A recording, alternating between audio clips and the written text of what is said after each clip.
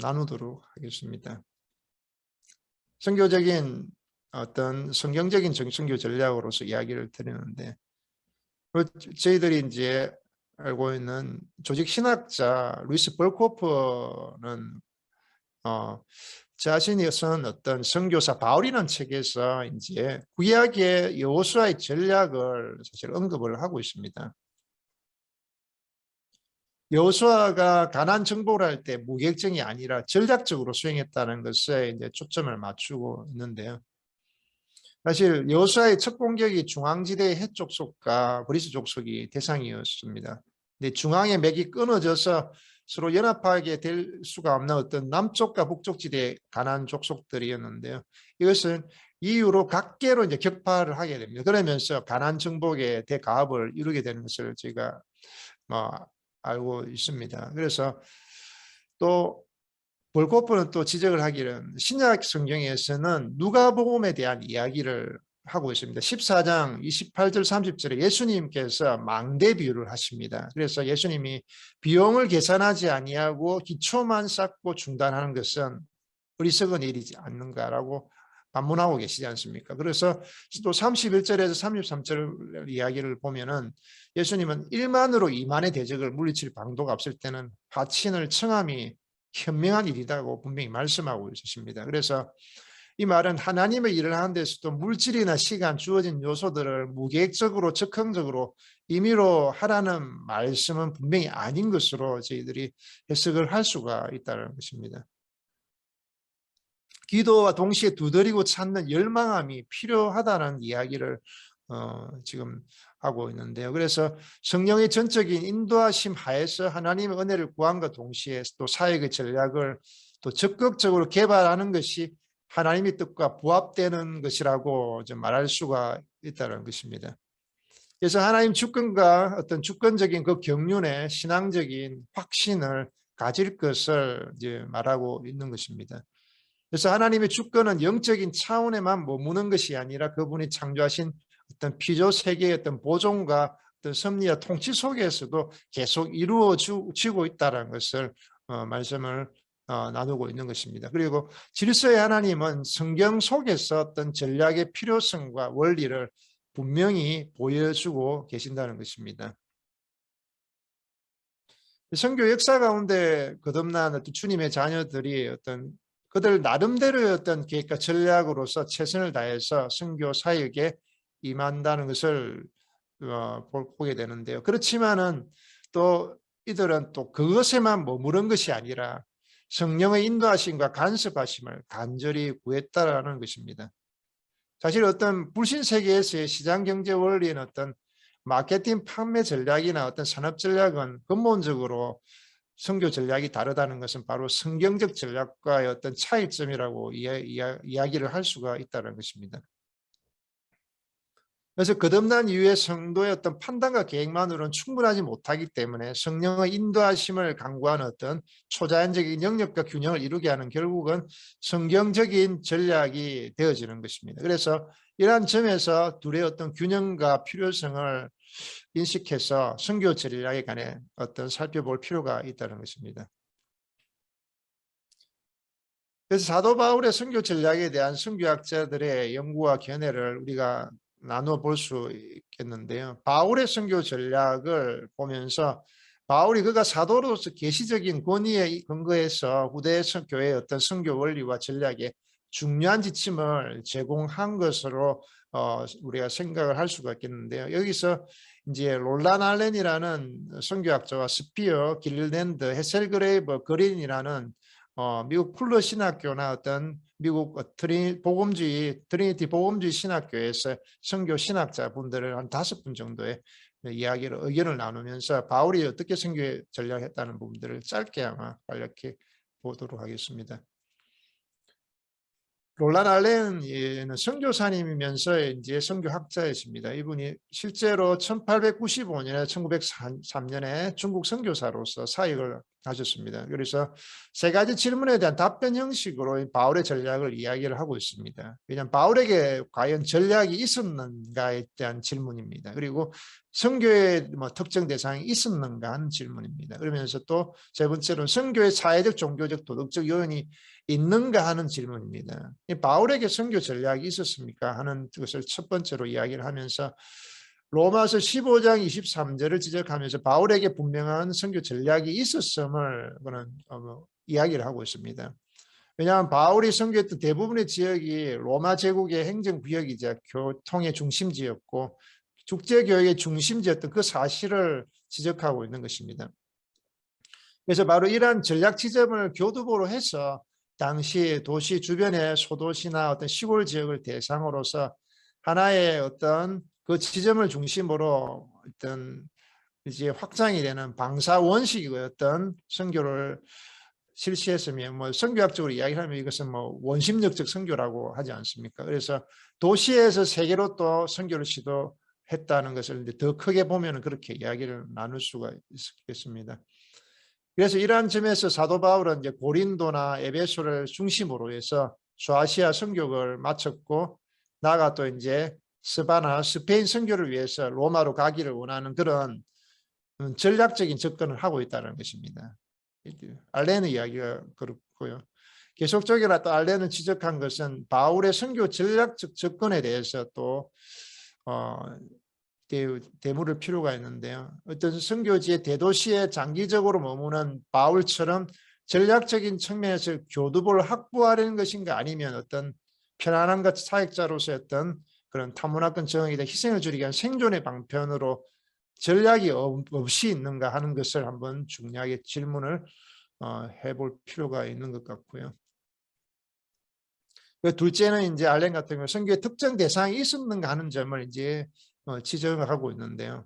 사도 바울은 선교 사역에서 하나의 레귤레이션을 가지고 있었다는 겁니다. 그래서 그가 어디를 가든지 회당을 중심으로 선교를 시작했다는 것은 성경 말씀을 통해서 알 수 있는데요. 회당 안에 누가 있었는지도 저희들 이제 분명히 유대인들 해당은 사실은 바벨론 유수 이후에 종교 생활의 생존을 위해 비롯된 것으로 알고 있는데요. 또 유대인들은 회당을 세워서 신앙을 유지해 구세의 신앙을 전수할 수 있습니다. 이들이 유일신 하나님을 섬기는 어떤 예와 고상한 어떤 도덕적 우월성 등으로 이방신들을 개종시키기도 했고 많은 추종자들을 얻을 수 있었습니다. 근데 해당 안에 이러한 이방인들은 구약적인 어떤 복음의 메시지에 이미 마음이 열려 있었다는 것입니다. 유일하신 하나님을 받아들이고 있었다는 것이기 때문에 바울이 그것을 전략적으로 선택을 했다고 볼 수가 있습니다. 이 알렌뿐만이 아니라 칼빈 신학교 선교학 교수님으로 지내셨던 리처드 리더 분도 바울의 해당 중심 선교를 개종자들과 하나님을 경외하는 복음의 수용성 있는 사람들을 대상으로 한 전략적 접근으로 지적을 하고 있습니다.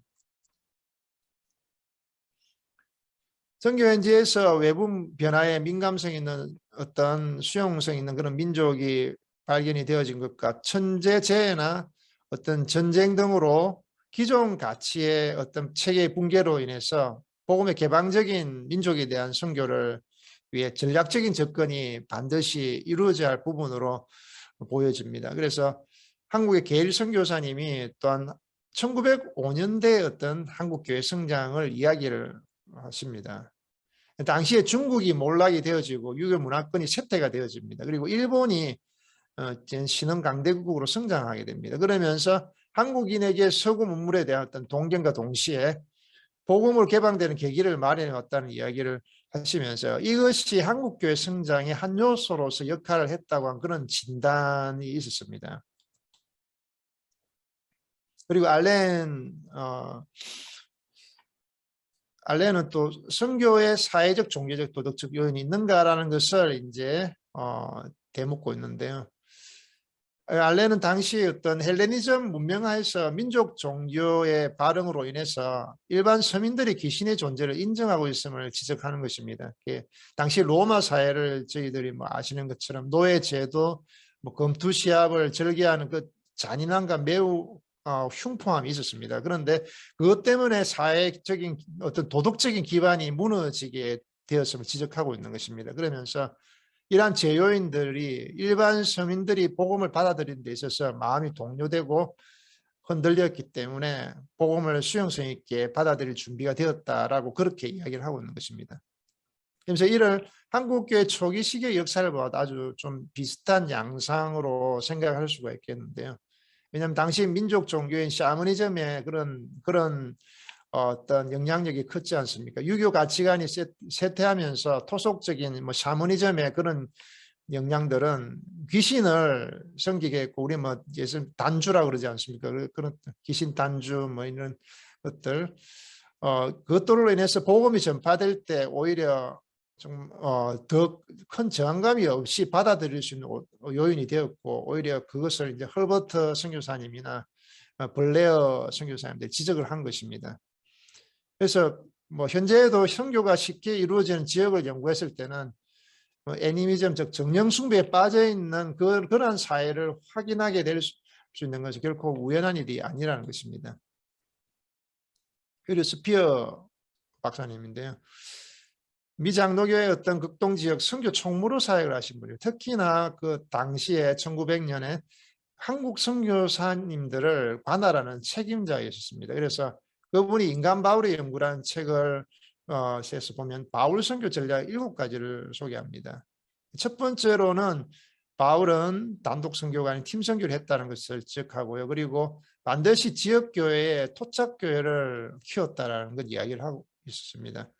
그러면 또 어떤 경직성이 아니라 선교사에게 이제 융통성 있는 탄력을 가져야 한다는 것을 이제 주안점을 두었고요. 또 복음을 전하고 교회 설립에 미복음화 지대로 옮기는 그 바울의 사역의 어떤 모델링을 잡은 것입니다. 그래서 다섯 번째로는 또 이제 대도시에서 시골로 선교 방향을 잡고, 이제 여섯 번째는 토착민과 경제적으로 비슷한 생활을 유지했다라는 이야기를 하고, 일곱 번째로는 뭐 말씀 선포에 최우선성을 두었다라는 것에 그것을 가장 강조점을 두었던 겁니다.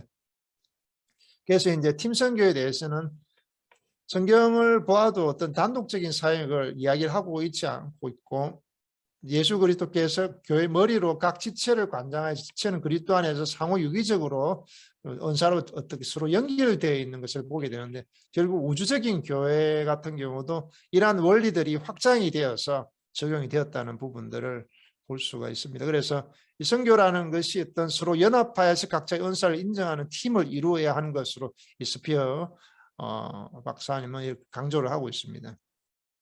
그래서 정말로 다행스러운 것은 한국교회 초기 역사가 어떤 스피어 박사님 같은 훌륭한 선교 지도자의 관할하에서, 그리고 또 네비우스 정책으로 교회가 자립되며 또 지도자가 육성이 잘 되어졌다는 부분들입니다. 그래서 왜냐하면 또 저희들 이제 서구 선교사님의 서구 교회의 뭐 역사를 보면은 문화 우월 의식이 빠져서 복음을 서구 문명과 동일시하는 그 오류에 빠져서 토착 지도자를 키우는 일을 소홀히 여겼는데, 한국 교회는 사실 예외적이었다는 것입니다. 그래서 사실 이제 서구 문명의 어떤 문화 우월 의식은 사실 아프리카, 아시아, 남미의 대부분 교회가 이 문화 우월 의식 때문에 교회가 참된 제자 사역과 지도자 양성에 많은 차질을 두었다라는 부분들을 또 지적할 수가 있습니다. 그래서 한국 교회가 선교 지역의 어떤 참된 신학교 배출과 제자 양성 사역에